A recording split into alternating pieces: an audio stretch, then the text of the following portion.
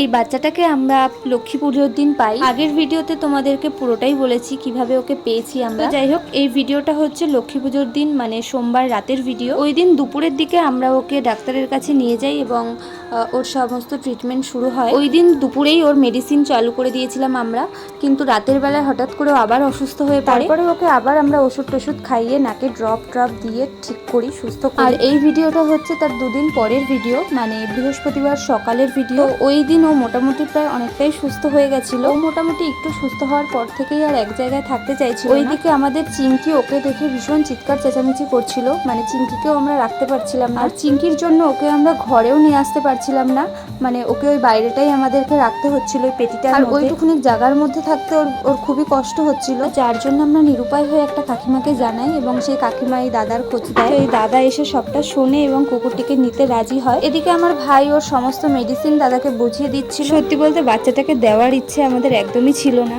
আমরা চাইছিলাম বাচ্চাটাকে রেখে দেওয়ার জন্য, কিন্তু আমাদের চিঙ্কিটার জন্য আর পারলাম না। ওকে দেখলেই খুব রেগে যাচ্ছে, খুব চিৎকার করছে, তাই বাধ্য হয়ে ওকে দিয়ে দিতে হচ্ছে। খুবই খারাপ লাগছে ওকে দিয়ে দিতে। ওকে আমরা পেয়েছিলাম সোমবার আর আজকে হচ্ছে রবিবার।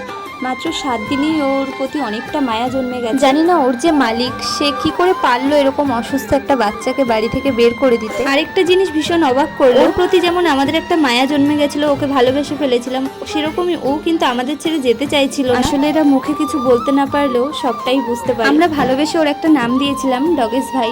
তো ভালো থাকিস তুই ওখানে, অনেক মিস করবো তোকে। আর দাদার উদ্দেশ্যে বলছি ওকে একটু যত্নে রেখো।